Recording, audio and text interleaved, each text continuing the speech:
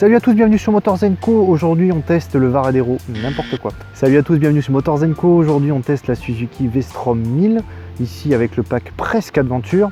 L'idée de cette vidéo aujourd'hui c'est de voir si effectivement cette moto a toujours sa place aujourd'hui en 2018, surtout face à une concurrence qui a fait vachement d'efforts en termes d'innovation, de look, etc.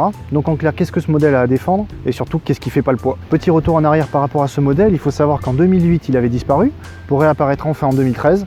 Dans une version évidemment relookée et mieux équipée. Seulement voilà, l'accueil est plutôt mitigé, les chiffres de vente ont quand même globalement vachement baissé au fur et à mesure des années. Il doit y avoir une bonne raison. La première et la plus logique évidemment, c'est que la concurrence elle n'attend pas. Et au fur et à mesure des années, le milieu du trail a quand même pas mal évolué, notamment grâce à l'arrivée du nouvel Africa Twin, qui lui aussi fait un clin d'œil au passé, et d'autres modèles plus haut de gamme comme le GS 1250, qui lui reste évidemment au top. Bien qu'en soit, vu le niveau de prix, je suis pas sûr que ce soit vraiment comparable. Et la deuxième, bien sûr, c'est la qualité de cette moto. On va regarder tout de suite. Bon, déjà sur l'aspect général, quand on s'approche de la moto, on remarque que le look est plutôt assez consensuel, assez banal, c'est vrai. Autant que là, sur la version d'essai, on a un coloris qui, bon, est un peu gris chiant. C'est dommage parce qu'au catalogue, on a aussi le jaune et noir, qui fait référence au diable jaune de l'époque chez Suzuki. En parlant de référence, on a ce petit bec devant qui a été vachement critiqué. Les gars, détendez-vous, c'est pas un abribus non plus. Très franchement, le bec du GS est largement plus moche. Alors pour info, le bec devant, ça fait référence à la grosse DR800 de l'époque. D'ailleurs en 2017 sur cette version là, il a été quand même largement affiné. Apparemment chez Suzuki on écoute ses clients, ça c'est pas mal. Bon, faut quand même savoir que même si le modèle a été relifté, ça reste quand même un modèle qui a vieilli, qui a quelques années déjà. Moi je pense que c'est ce qui fait que les gens vont voir ailleurs. Moi c'est un modèle que je connais très bien puisque mon père en avait une. Et bizarrement du jour au lendemain il a décidé de basculer chez la concurrence, chez Yamaha, avec la MT-09 Tracer GT. Et quand je lui ai demandé pourquoi il l'a acheté, il m'a dit clairement bah, la nouvelle V-Strom elle est moche. Au chapitre du look, qu'est-ce qu'on a encore? On a aussi les rétroviseurs carrés. Bon, ok, on voit bien, mais à part un clin d'œil au passé, question look, là, on n'est pas vraiment dans le futur. Hein. Niveau carénage et finition générale, on a de bons plastiques de qualité. J'ai pas grand-chose à redire, le sabot est joli. Alors, comme je le disais tout à l'heure, là, on a une version presque équipée du pack Adventure, puisqu'il manque quelques éléments. Dans le détail, le pack Adventure comprend le top case avec les pare carter, les anti-brouillard et les poignées chauffantes. On a également la béquille centrale. Ici on a le sabot, les jantes à rayons, ici en 19 pouces, les étriers Tokiko à fixation radiale 4 pistons, équipés avec le fameux ABS avec centrale inertielle qui calcule la vitesse et l'inclinaison de la moto pour doser le freinage. On a une selle très accueillante mais qui n'est pas trop large. On a deux grosses poignées à l'arrière. Perso, j'ai pas eu besoin d'écarter les pattes pour la piloter. L'assise est un poil ferme mais honnêtement c'est pas désagréable. Le fameux top case fourni par Suzuki avec le pack Adventure, la béquille centrale. Ça pareil les gars, les raccords de soudure c'était marrant il y a 10 ans mais là c'est dégueulasse quand même.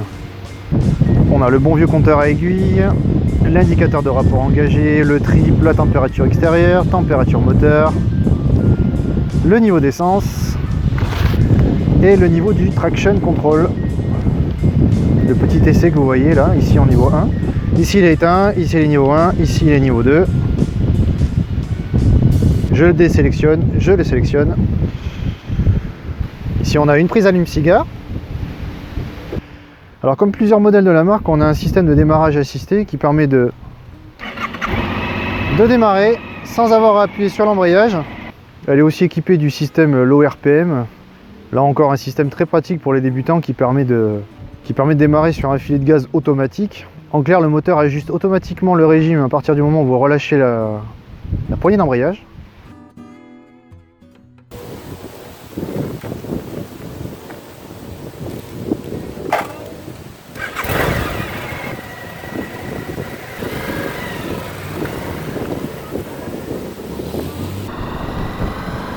Bon bah déjà la bulle réglable à une main c'est nickel, c'est pas toujours le cas chez les autres, c'est un bon point. Position de conduite, bon bah rien à dire, c'est naturel. Pour le moteur c'est pareil, c'est très doux. On a pas mal de couples là entre 4000 et 6000 tours, bon c'est vrai qu'au-delà pas grand intérêt, c'est pas très expressif, bon en même temps vu le bruit de tondeuse que fait le pot, c'est pas vraiment l'ambiance racing quoi. Par contre la mise sur l'angle là je suis vraiment sur le cul. C'est un vrai vélo, vu le poids, je m'attendais pas du tout. Ça se relève tout seul. D'ailleurs à l'arrêt pour la manœuvrer, pareil, c'est très facile, elle est vachement équilibrée.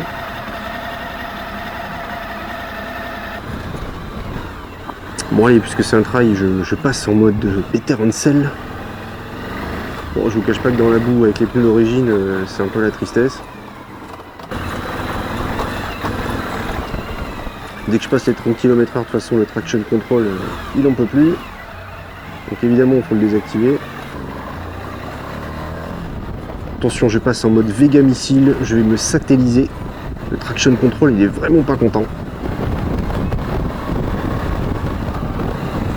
La partie ici qui est vraiment cool, hein, que ce soit en tout terrain là, ou sur la route, c'est un tapis volant le truc.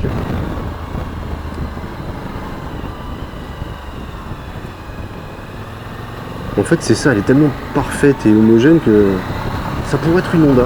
Voilà, je l'ai dit. Ça manque un peu d'âme, c'est dommage. Et puis là pareil sur les grands axes, nickel. On est serein, ça vibre pas, le saut de vent il fait bien son boulot. C'est très confortable, la selle est vraiment très agréable.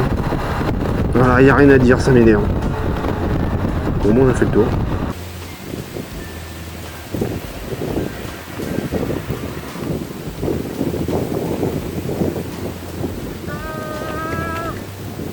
Voilà, c'est tout pour l'essai de ce Suzuki V-Strom 1000. Ce qu'on peut dire en conclusion, c'est que par rapport déjà au 650, on a une machine qui évidemment a plus de coffre, mais qui n'a pas un moteur complètement foufou non plus. On a un peu de couple, mais l'allonge ne sert pas à grand chose finalement. Donc c'est une moto qui est pratique au quotidien. Pour la partie trail pure et dure, honnêtement, je ne vois pas faire le Paris-Dakar avec. En même temps, qui va le faire avec ce genre de moto? Je pense que 90 voire 95% des gens qui vont l'acheter vont s'en servir comme d'une GT finalement. En parlant de concurrence justement, je pense que la Yamaha MT9 Tracer GT a de sérieux arguments, non seulement côté prix, mais niveau d'équipement et innovation technologique et stylistique. Alors finalement, qu'est-ce qui ferait qu'on doit l'acheter? C'est une moto honnête, on a un très bon rapport qualité-prix, une machine qui est très polyvalente. N'importe qui pour la conduire, elle est d'une facilité déconcertante. Elle braque très bien, on ne sent pas du tout son poids, ça se faufile très bien en ville. On a une position de conduite qui est naturelle, même moi avec mon 1m80, je me sens très à l'aise. On a une selle qui est très confortable. Bon, on en a pour son argent quoi. Alors est-ce que ça suffit aujourd'hui en 2018? Les chiffres ont tendance à dire que non, mais je pense que ceux qui l'ont essayé, les pragmatiques, ne regrettent pas leur achat. J'invite d'ailleurs tous les propriétaires du modèle à laisser leur avis en commentaire, que ce soit positif ou négatif. Tant que l'avis est constructif, je pense que ça aidera tout le monde. Pour terminer, je pense que Suzuki joue clairement avec le feu. À force de tourner sur leurs acquis, ça va finir par leur jouer des tours. D'autant qu'il n'y a pas grand chose de prévu pour le 2019 à part la Katana. Un grand merci à la concession Amétis qui m'a prêté ce modèle. N'hésitez pas à vous abonner, à liker et à partager, ça continue à faire progresser cette chaîne et à permettre de découvrir de nouveaux modèles. D'ailleurs, j'ai quelques petites exclus pour le printemps qui vont faire plaisir. Merci à tous et à bientôt sur Motors & Co.